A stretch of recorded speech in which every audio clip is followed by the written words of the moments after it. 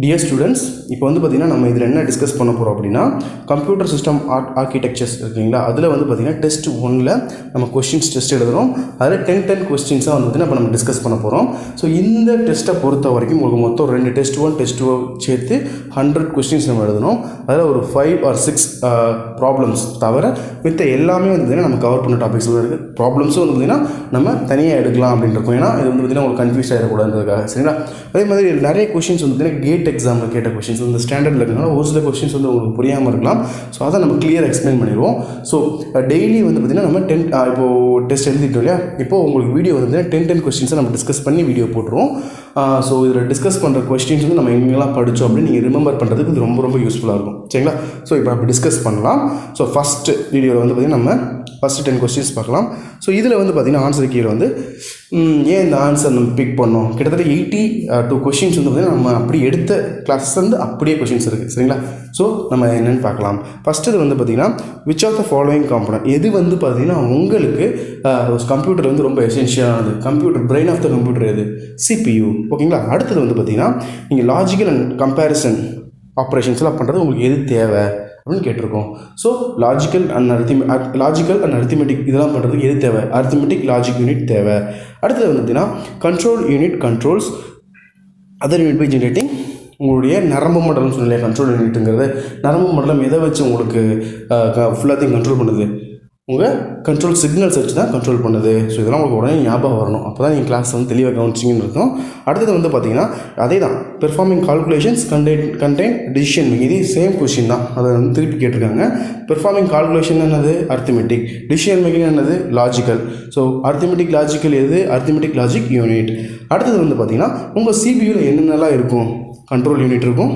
சரிங்களா. அதாவது நரம்பு மண்டலம் இருக்கும், அரித்மெட்டிக் லாஜிக் யூனிட் இருக்கும். ஸோ அரித்மெட்டிக் லாஜிக் ஃபங்க்ஷன்ஸ் பண்ணுறதுக்கு அடுத்து ரெஜிஸ்டர்னால் என்னது, அந்த குட்டி மெமரிஸ் ஞாபகம் இருக்குங்க இல்லையா. ப்ரோக்ராம் கவுண்டர் ரைட்டுங்களா, MAR MDA current instruction register accumulator இதெல்லாம் என்னென்ன ஞாபகம் வரும்னு நினைக்கிறேன். ஞாபகம் வரணும்னா தயவு செஞ்சு திருப்பி அந்த வீடியோ போய் பார்த்துருங்க. ஓகேங்களா. அடுத்தது இன்டர்னல் மெமரி ஆஃப் CPUக்குள்ளே இருக்க மெமரி இதுதான், செட் ஆஃப் ரெஜிஸ்டர்ஸ் தான். 5 ரெஜிஸ்டர்ஸ் சொன்னாலே அதுதான். அடுத்தது கம்ப்யூட்டர், இதில் வந்து ஒரே ஒரு சின்ன சேஞ்ச் இருக்குது. The word computer usually refers the central processing unit plus central unit ப்ளஸ்ங்கிற வார்த்தை மிஸ் ஆயிடுச்சு. ஸோ அது என்னென்னா எக்ஸ்டர்னல் மெமரி. அடுத்தது வந்து பார்த்திங்கன்னா which of the following part of central processing, இது வந்து பார்த்திங்கன்னா அரித்மெட்டிக் லாஜிக் யூனிட் மட்டும்தான். ஏன்னா இது 3 என்னென்ன பார்த்து நம்ம மேலேயே பார்த்துட்டோம். அடுத்தது வந்து பார்த்திங்கன்னா கண்ட்ரோல் யூனிட் நம்ம என்னென்னு சொல்கிறோம்னா நர்வ் சென்டர்னு சொல்கிறோம். சரிங்களா. அடுத்தது வந்து பார்த்திங்கன்னா both ALU and control unit have a special purpose of storage locations. So அவங்க CPUக்குள்ளே இருக்கிறது தான் இந்த ALUவும் இந்த கண்ட்ரோல் செக்ஷனும். ஸோ இது ரெண்டுக்கும் இருக்க அந்த ஸ்பெஷல் மெமரி வந்து இது ரெஜிஸ்டர்ஸ் தான். சரிங்களா. அடுத்தது pipeline strategy is called to implement. அதாவது பைப்லைன் ஸ்ட்ராட்டஜி இம்ப்ளிமெண்ட் பண்ணுறதுக்கு என்ன பேர் அப்படின்னா இன்ஸ்ட்ரக்ஷன் ப்ரீஃபெட்ச். ஸோ பைப்லைனிங் நம்ம நடத்திடுவோம். அதில் இந்த இது வந்துன்னா கொஞ்சம் அடிஷ்னலாக நீங்கள் ஆட் பண்ணிக்கோங்க.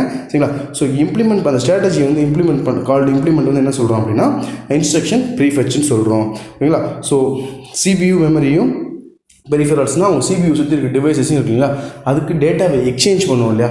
அதுக்கு என்ன யூஸ் பண்ணுறோம், செட் ஆஃப் வயர்ஸ் யூஸ் பண்ணுறோம். செட் ஆஃப் வயர்ஸ் பேர் பஸ். ஓகேங்களா. அதே போல் உங்களுக்கு வந்து கீபோர்டு மாதிரியே உங்களுக்கு இன்புட் கொடுக்குற இன்னொரு டிவைஸ் வந்து பார்த்திங்கன்னா மவுஸ். சரிங்களா. ஸோ இது வந்து பார்த்திங்கன்னா அவங்க கொஷின் கொஞ்சம் சுற்றி கேட்டிருப்பாங்க. அதுக்கு அர்த்தம் என்னென்னா கீபோர்டுக்கு மாதிரியே உங்களுக்கு உள்ள இன்புட் கொடுக்குற இன்னொரு டிவைஸ் என்ன அப்படின்னா அது மவுஸ். சரிங்களா. அடுத்தது வந்து பார்த்திங்கன்னா நல்லா பார்த்திங்கன்னா நான் இம்பேக்ட் பிரிண்டர்ஸை பொறுத்த வரைக்கும் இது வந்து ஹை குவாலிட்டி ப்ரொடியூஸ் பண்ணும். ஏன் அப்படின்னா பேப்பருக்கும் உங்களோட பிரிண்டர் ஹெட்டுக்கும் எந்த ஒரு ஃபிசிக்கல் கான்டாக்டுமே இருக்காது அப்படின்னு படித்தோம். ஞாபகம் இருக்குங்களா. ஸோ இம்பேக்ட் பிரிண்டர்ஸ் நான் இம்பேக்ட் பிரிண்டர்ஸ் 2 இருக்குது. நான் இம்பேக்ட் பிரிண்டர்ஸ் ஹை குவாலிட்டியானது வந்து உங்களுக்கு ப்ரொடியூஸ் பண்ணி தரும். அடுத்தது வந்து பார் கோட்ஸ். இந்த பார் கோட்ஸ் ஏன் சொல்லியிருக்கோம் அப்படின்னா நீங்கள் எந்த ஒரு பொருள் வாங்கினாலும் அந்த பொருளுக்கு பின்னாடி இருந்துச்சுன்னா கோடாக இருக்கும் பார்த்தீங்களா. அது கீழே நிறைய நம்பர் ஸ்கேன் பண்ணோன்னே பார்த்தீங்கன்னா ப்ரைஸ் டேக்கில் உங்களுக்கு ஏறிடும் பார்த்துருங்களா. ஸோ அது வந்து பார்த்திங்கன்னா பார் கோட்ஸ். அடுத்தது வந்து பார்த்திங்கன்னா இந்த ஹையர் ரெசல்யூஷன் என்னது ஒன்றுமே இல்லை, உங்களோட எவ்வளோ நெருக்கம் புள்ளி இருக்கோ அதுக்கு எதுவுமே உங்களோட இமேஜ் வந்து பயங்கர குவாலிட்டியாக இருக்கும். ஸோ பிக்சல்ஸ் கூட அந்த புள்ளியாக இருக்குது பார்த்திங்கன்னா அது வந்து ரொம்ப நெருக்கமாக இருக்கும். அதுதான் வந்து பார்த்திங்கன்னா இது வந்து க்ளோசர் டு த பிக்சல்ஸ் சொல்கிறோம். அடுத்தது வந்து பார்த்திங்கன்னா பிரிண்டரோட ஸ்பீடை கால்குலேட் பண்ணி 2 வச்சுருக்கோம். ஓகேங்களா. Page per minute, character per second. So இதில் வந்து கேரக்டர் பெர் செகண்ட் கொடுக்கல, அதுபோல் பேஜ் பெர் மினிட் PPM கொடுத்துருக்காங்க.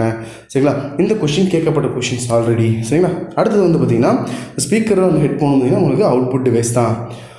ஓசிஆர் வந்து நம்ம ஓசிஆர் படிச்சிருக்கோம். ஓசிஆர் ப்ரிப்பரேஷன் எதெல்லாம் இது பண்ணுறதுக்கு யூஸ் பண்ணுவோம்னு பார்த்தீங்கன்னா electricity bill, insurance premium, telephone bills, இது அப்படியே நம்ம கிளாஸ் நடத்தணும். சரிங்களா? அடுத்தது வந்து பார்த்திங்கன்னா இந்த இன்ட்ரப்ட் ட்ரிவன் அப்படிங்கிறது வந்து பார்த்திங்கன்னா நல்லா பாருங்கள். இந்த இன்ட்ரப்ட் ட்ரிவன் ஐஓவில் வந்து பார்த்திங்கன்னா நம்ம அந்த சாஃப்ட்வேர் ஓவர் இன்ட்ரப்ட்ஸ் இல்லைங்களா, அது வந்து பார்த்திங்கன்னா உங்களுக்கு மெயின் ட்ராபேக். ஸோ இந்த இதில் நீங்கள் என்ன பண்ணுவீங்கன்னா ஒரு ப்ரோக்ராம் ரன் ஆகிட்டு இருக்கும்போதே என்ன பண்ணுவீங்க, அடுத்தது ரெடியாக இருக்குது அப்படின்னு நீங்கள் போய் இன்ட்ரப்ட் பண்ணுவீங்க. ஸோ அப்போ வந்து சாஃப்ட்வேர் இதில் வந்து கொஞ்சம் உங்களுக்கு இன்ட்ரப்ஷன் நடக்கும். அதே போல் வந்து பார்த்திங்கன்னா இதோட வெயிட்டிங் வந்து பார்த்திங்கன்னா waiting IO since less than hardware support is required. So hardware support இருந்தால் மட்டும்தான் இது வந்து பக்காவாக ரன் ஆகும். சரிங்களா? இது வேணால் நம்ம இந்த இன்புட் ட்ரிவன் வந்து இன்னும் கொஞ்சம் டீப்பாக டிஎம்ஏ இந்த இன்புட் ட்ரிவன் அதெல்லாம் வந்து இன்னும் கொஞ்சம் நம்ம தெளிவாக பார்ப்போம். பின்னாடி கிளாஸ் முடிய நம்ம கரெக்டாக பார்ப்போம். சரிங்களா? அதே மாதிரி மோட்ஸ் அப்படின்னு ஒன்று பார்க்கணும். ஸோ இந்த 3 டாபிக் வந்து அவங்களுக்கு திருப்பி இன்னொரு தடவை நம்ம கொடுப்போம். இன்னும் கொஞ்சம் கிளாரிட்டி ஏன்னா கொஞ்சம் ஒரு ஸ்டூடெண்ட்ஸ் சொன்னாங்க கொஞ்சம் குழப்பமாக இருக்குன்னு அதை நம்ம இன்னொரு தடவை பார்க்கலாம். சரிங்களா? அடுத்தது வந்து பார்த்திங்கன்னா சிம்பிள். ஸோ ஒரு டேட்டா ட்ரான்ஸ்ஃபர் வந்து ரொம்ப சிபியோட இன்டரப்ஷனே இல்லாமல் முடிக்கிறதுக்கு நம்ம ரொம்ப குயிக்காக முடியாது என்ன யூஸ் பண்ணுவோம், டிஎம்ஏ கண்ட்ரோலர் யூஸ் பண்ணுவோம். அடுத்தது வந்து பார்த்திங்கன்னா மேக்ஸிமம் டேட்டா வந்து மேக்னெட்டிக் டேப். சரிங்களா? ஸோ இதெல்லாம் பார்த்திங்கன்னா இன்புட் டிவைசஸ், நிறைய இன்புட் டிவைஸ் பற்றி நம்ம டிஸ்கஸ் பண்ணியிருக்கோம். ஸோ நீங்கள் இன்னமும் வந்து பார்த்திங்கன்னா என்னென்ன இன்புட் டிவைசஸ் கேள்விப்படாத இன்புட் டிவைசஸ்லாம் நிறையா இருக்குது. சரிங்களா? அதான் என்னென்னு சொல்லிட்டு நீங்களும் கொஞ்சம் இன்டர்நெட்டில் ரெஃபர் பண்ணுங்கள். அடுத்தது வந்து பார்த்திங்கன்னா எந்த இதில் வந்து ரீல்ஸ் இருக்குன்னா மேக்னெட்டிக் டேப்ஸ், அதிலே சொல்லுவாங்க மேக்னெட்டிக் டேப்ஸ் இருக்கும். ஓகேங்களா? அடுத்தது வந்து பார்த்திங்கன்னா இப்போ உங்கள் சிஸ்டத்தை ஆஃப் பண்ணிட்டீங்கன்னா கேஷ் மெமரிலேருந்து டேட்டா எல்லாமே போயிடும். அதெல்லாம் வந்து என்ன சொல்லுவோம்னா வாலட்டைல்னு சொல்லுவோம். ஏன்னா எப்போ வரைக்கும் உங்களுக்கு இந்த மெமரி எப்படி ஒர்க் ஆகும்னா உங்களுக்கு பவர் சப்ளை எது வரைக்கும் சிபியூக்கு வருதோ அது வரைக்கும் ஒர்க் ஆகும். அது பேர் வாலட்டைல்.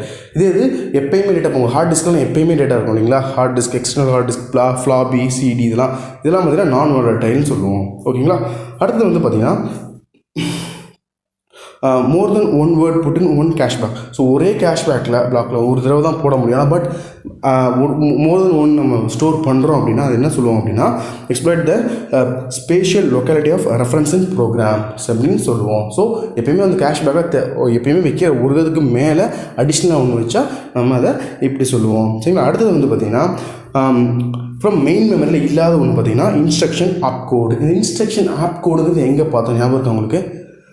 இன்ஸ்ட்ரக்ஷன் ஃபார்மேட்ஸ்ன்னு சொல்லி ஒரு இது பார்த்தோம் இல்லைங்களா, அங்கே தான் என்ன இருக்கும், இந்த இன்ஸ்ட்ரக்ஷன் ஆப் கோட் இருக்கும். மெயின் மெமரியில் இருக்காது. இந்த கேஷிங்கிறது ஒரு மெமரி தான், ரெஜிஸ்டருங்கிறது ஒரு மெமரி தான். அதேமாதிரி வந்து பார்த்திங்கன்னா பஃபருங்கிறது ஒரு மெமரி தான். ஸோ பஃபருங்கிறது வந்துட்டு தெளிவாக வந்து நம்ம ஆப்ரேட்டிங் சிஸ்டம்லேயே ஒரு பார்ப்போம். நீங்கள் எல்லாத்தையும் பார்க்காதீங்க. லாஸ்ட் ஒன்று கேஷ் மெமரி, ரெஜிஸ்டர் சிபியூக்குள்ள இருக்க மெமரி, பஃபர் அதுவும் கிட்டத்தட்ட பார்த்திங்கன்னா ஒரு டெம்பரரி மெமரி தான். பட் இந்த இன்ஸ்ட்ரக்ஷன் ஆப் கோடுங்கிறது மெமரியே கிடையாது. ஓகேங்களா? அடுத்தது இதில் வந்து refreshing rate of the dynamic RAM, ஒரு டைனமிக் ரேம் ஒரு டிரேம்னு ஒன்று படிச்சிருக்கோம். அதோட ரெஃப்ரெஷிங் ரேஞ்ச் வந்துன்னா 3 மைக்ரோ செகண்ட்ஸ். சரிங்களா? அடுத்தது what is the speed of factor N stage pipeline. N ஸ்டேஜோட பைப்லைனோட ஸ்பீட் என்னன்னா என் தான். சரிங்களா? ஸோ பைப்லைன்னா என்ன தெரியுமா, நம்ம படிச்சிருக்கோங்க ஒரே செட் ஆஃப் தான் நடந்துகிட்டே இருக்கிறத நம்ம ஸ்பிளிட் பண்ணி என்ன பண்ணுறோம், பேரலாக நடத்துகிறது தான் பைப்லைன். சரிங்களா? ஸோ அதையும் ஒரு தடவை என்ன பண்ணுங்கள், ரீகால் பண்ணிவிடுங்க. சரிங்களா? அடுத்தது பைப்லைனே வந்து பார்த்திங்கன்னா branch instruction and handled pipeline using நம்ம ஆல்ரெடி பார்த்தோம் இன்ஸ்ட்ரக்ஷன் ப்ரீஃபெட்ச்னு. So prefetch target instruction strategy அப்படின்னு சொல்கிறோம். ஓகேங்களா? ஸோ பைப்லைனை பொறுத்தவரையும் உங்களுக்கு மேக்ஸிமம் அந்த டேட்டாவே என்னன்னா ப்ரீஃபெட்ச் அப்படிங்கிறதோட தான் இருக்கும்.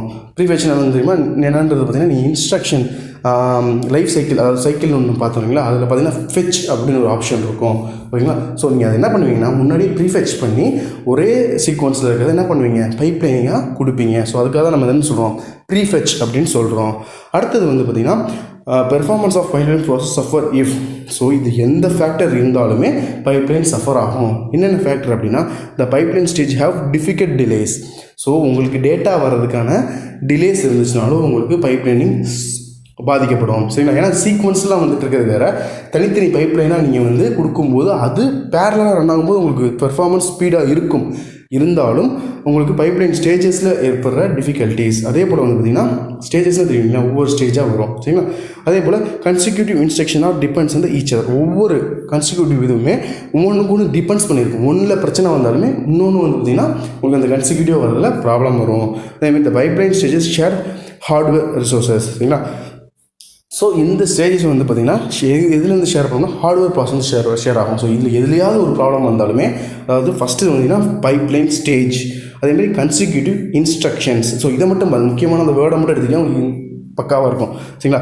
ஸோ இந்த பைப்லைன் ஸ்டேஜஸ் இதனாலையும் பிரச்சனை வரலாம். அதே போல் கன்சிக்யூட்டிவ் இன்ஸ்ட்ரக்ஷன்னாலையும் பிரச்சனை வரலாம். At the same time pipeline அந்த ஹார்ட்வேர் ரிசோர்ஸஸ்னாலையும் பிரச்சனை வரலாம். ஸோ இது எதில் ப்ராப்ளம் வந்தாலும் உங்களுடைய மொத்த இதுவுமே பாதிக்கப்படும். சரிங்களா? அடுத்தது வந்து பார்த்திங்கன்னா which of the following displacement address mode. So இந்த அட்ரஸ் மோடுங்கிற விஷயம் வந்து நம்ம இன்னும் கொஞ்சம் டீப்பாக பார்க்க வேண்டியிருக்கு. ஸோ அது முடிச்சுட்டு நம்ம இந்த கொஷின்ஸ்லாம் வந்து பார்த்திங்கன்னா டிஸ்கஸ் பண்ணலாம். சரிங்களா? அடுத்தது வந்து which of the following may not occur இந்த instruction cycle. So instruction cycle என்னென்ன இருக்குது? 4 இருக்கும். ஃபெட்ச்சு, அதுக்கப்புறம் டீகோட், அதுக்கப்புறம் எக்ஸிக்யூட், அதுக்கப்புறம் இன்டரப்ட் இருக்கும். அது வந்து இன்டரப்ட் வந்து ஸ்பெல்லிங் தப்பாக கொடுத்துருக்காங்க, இன்டைரக்ட்னு கொடுத்துருக்காங்க. சரிங்களா?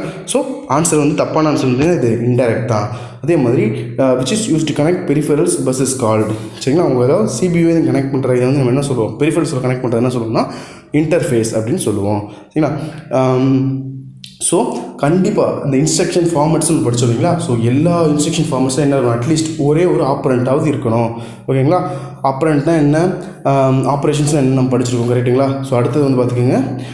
So micro program control unit வந்து பார்த்திங்கன்னா இது வந்து எதுக்கு யூஸ் ஆகும்னா ஒரு நியூ இன்ஸ்ட்ரக்ஷனை வந்து இம்ப்ளிமெண்ட் பண்ணுறதுக்கு ரொம்ப யூஸ்ஃபுல்லாக இருக்கும். சரிங்களா? So micro program control unit வந்து நியூ ப்ரோக்ராமை இன்ஸ்ட்ரக்ட் பண்ணுறதுக்கு ரொம்ப யூஸ்ஃபுல்லாக இருக்கும். அது நம்ம மைக்ரோ ப்ரோக்ராமில் அந்த டாப்பிக்கில் பார்த்துருக்கோம். சரிங்களா? அடுத்தது வந்து பார்த்திங்கன்னா இந்த மோட்ஸ் வந்து பார்த்திங்கன்னா நம்ம இன்னும் கொஞ்சம் டீப்பாக பார்க்கலாம். So addressing modes are implement by the instructions. So addressing mode எல்லாமே வந்து பார்த்திங்கன்னா அந்த இன்ஸ்ட்ரக்ஷன் இம்ப்ளிமெண்ட் பண்ணுறதுக்கு நம்ம யூஸ் பண்ணுறோம். சரிங்களா? அடுத்தது வந்து பார்த்திங்கன்னா அந்த மைக்ரோ ப்ரோக்ராம் வந்து அந்த வீடியோ வந்து எனக்கு தெரிஞ்சு மிஸ் ஆகிடுச்சுன்னு நினைக்கிறேன். அதையும் நான் உங்களுக்கு அப்டேட் பண்ணுறேன். சரிங்களா? ஸோ மைக்ரோ ப்ரோக்ராம் என்னென்னா the set of instructions indicating the primitive operations in the system. சரிங்களா? அடுத்தது வந்து ஸோ 37, 38 இதுக்கு முன்னாடி 2 கொஷின்ஸ் பார்த்தோம். இது எல்லாமே மைக்ரோ ப்ரோக்ராமிங் பேஸ் பண்ணியிருக்கு. So micro programming and modes வந்து பார்த்திங்கன்னா நம்ம இன்னொரு தடவை செக் பண்ணி பார்த்துக்கலாம். சரிங்களா? அடுத்தது கண்ட்ரோல் சிக்னல்ஸ் வந்து உங்களுக்கே தெரியும் என்னென்னதுக்காக யூஸ் பண்ணுறோம். இந்த 3 ஆப்ஷனுக்கு தான் யூஸ் பண்ணுறோம். சரிங்களா? So read write without memory, அதே போல் வந்து பார்த்திங்கன்னா ஸோ எல்லாமே கம்ப்யூட்டர் சிஸ்டத்தில் எல்லாமே இந்த நர்வ் மூலமாக தான் ஒர்க் ஆகுது. ஸோ அது எங்கெங்கன்னா ப்ராசஸ் கம்ப்யூட்டர் நடக்கும், அது எல்லாமே கண்ட்ரோல்டு பை இந்த கண்ட்ரோல் சிஸ்டம் தான். அடுத்து linkage between CPU and user provide by peripheral devices. சரிங்களா? லிங்கேஜுங்கிறது வந்துங்கன்னா எதுக்கு லிங்க் இருக்கும் அப்படின்னா அவங்க நம்மளோட சிபியூக்கும் பெரிஃபரல்ஸ்க்கும் இடையில இருக்கும். அடுத்து அசம்பிளி லாங்குவேஜ் வந்து எதை யூஸ் பண்ணுது? நிமோனிக்ஸ் அப்படிங்கிறத யூஸ் பண்ணுது. ஸோ அசம்பிளி லாங்குவேஜ்ன்றதை பொறுத்த வரைக்கும் நம்ம கொடுக்குற எல்லா டேட்டா இன்ஸ்ட்ரக்ஷன் எல்லாமே கம்ப்யூட்டருக்கு போகிறது இந்த அசம்பிளி லாங்குவேஜ் மூலமாக தான். இது எதை பேஸ் பண்ணி ஒர்க் ஆகுது அப்படின்னா நிமோனிக்ஸை பேஸ் பண்ணி தான் ஒர்க் ஆகுது. சரிங்களா? அடுத்தது அசம்பிளர்ஸ். ஸோ எந்த ஒரு இடத்துலையுமே நம்ம கம்ப்யூட்டருக்கு ஒரு இன்ஸ்ட்ரக்ஷன் அசம்பிளி லாங்குவேஜ் மூலமாக கொடுக்கும்போது அதுக்கு இடையில வந்து ஒரு இன்டர்மீடியேட்டர் யார் இருப்போம்னா அசம்பிளர் இருக்கும். அந்த அசம்பிளர் என்ன பண்ணணும்னா நம்ம கொடுக்குற இன்ஸ்ட்ரக்ஷனை அசம்பிளி லாங்குவேஜ் என்ன பண்ணணும்னா மிஷினுக்கு புரிகிற மாதிரி என்ன பண்ணும்? மிஷின் லாங்குவேஜை மாற்றி கொடுக்கும். ஓகேங்களா? ஸோ அசம்பிளர்ஸோட வேலை என்னது? நம்மளோட அசம்பிளி லாங்குவேஜில் இருக்கிற இன்ஸ்ட்ரக்ஷனை கம்ப்யூட்டர் புரிகிற மாதிரி மிஷின் லாங்குவேஜை மாத்திர டிரான்ஸ்லேட்டர் தான் வந்து இந்த அசம்பிளர். அடுத்தது வந்து பார்த்திங்கன்னா அசம்பிளி லாங்குவேஜ் ப்ரோக்ராம் கண்டைன்ஸ் என்னென்ன இருக்கும் அப்படின்னா இம்பெரேட்டிவ் அண்ட் டிக்ளரேட்டிவ் ஸ்டேட்மெண்ட்ஸ். சரிங்களா? Imperative and declarative statements as well assembler directives. So இது எல்லாமே இதில் இருக்கும் நம்மளோட அசம்பிளி ப்ரோக்ராமில் இருக்கும். சரிங்களா? அடுத்தது வந்து ஸோ இதில் வந்து பார்த்திங்கன்னா அந்த அசம்பிளி லாங்குவேஜில் என்னென்னலாம் கண்ட்ரோல் இன்ஸ்ட்ரக்ஷன்ஸ் இருக்குது அப்படின்னா இப்போ இதில் வந்து எம்ஓவி ஆன்சர். சரிங்களா? அதே மாதிரி என்னென்னலாம் இருக்குது அப்படின்னா so JMP, JOV, call, CALL, RTD, HLT, JSJ, loop, RET, NOP, MOV. So இதில் நமக்கு ஆன்சர் வந்து பார்த்திங்கன்னா எம்ஓவி தான். ஸோ இது என்னென்ன செட்ஸ் இருக்குன்றதுலாம் உங்களுக்கு இந்த ஸ்க்ரீன்ஷாட் வந்து பார்த்திங்கன்னா நான் குரூப்பில் ஷேர் பண்ணுறேன். அடுத்து வந்து பார்த்திங்கன்னா உங்களுக்கு வந்து இன்ஃபர்மேஷன் எல்லாத்தையும் நீங்கள் சிஸ்டத்துக்கு ப்ரொவைட் பண்ணாது என்ன தான்? இன்புட் டிவைசஸ் தான். சரிங்களா? அதே மாதிரி உங்களுக்கு வந்து பார்த்திங்கன்னா அந்த components is required to process. உங்கள் டேட்டாவை ப்ராசஸ் பண்ணுது. உங்களுக்கு டேட்டா வந்து இன்ஃபர்மேஷன் சிஸ்டத்துக்கு கொடுக்குறதுனாலே என்னது? இன்புட். அதே மாதிரி உங்கள் டேட்டாவை ப்ராசஸ் பண்ணதுனாலே என்னது? சிபியூ. சரிங்களா? So current being use process, அதாவது நீங்கள் வந்து பார்த்திங்கன்னா சிபியூ கரண்ட்டாக ப்ராசஸ் பண்ணிக்கிட்டு இருக்குது அப்படின்னால அந்த டேட்டா எங்கே தான் இருக்கும்? இன்டர்னல் மெமரியில் தான் இருக்கும். எக்ஸ்டர்னல் மெமரியில் வச்சுக்கிட்டு சிபியூ கரண்ட்டாக எந்த ஒரு டேட்டாவையும் ப்ராசஸ் பண்ணாது. ஸோ எந்த ஒரு டேட்டாவையும் சிபியூ ப்ராசஸ் பண்ணும்போது எங்கே இருக்கும்? செகண்டரி மெமரியில் இருந்தால் எங்கே ஒரு மெயின் மெமரிக்கு வரும். மெயின் மெமரியில் எங்கே வரும்? அதுக்கும் சிபியூ கனெக்ட் ஆகிருக்க ரெஜிஸ்டர்ஸ்க்கு வந்து தான் என்ன பண்ணும்? சிபியூ ப்ராசஸ் பண்ணணும். ஸோ அது எப்பவுமே எங்கே தான் இருக்கும்? இன்டர்னல் மெமரி தான் இருக்கும். சரிங்களா? So the machine instruction being executed by computer, the instruction phase followed by the execution referred as. So இந்த மாதிரி நடக்குது, அந்த சுற்றி நடக்கும் இல்லையா, fetch, decode, execute,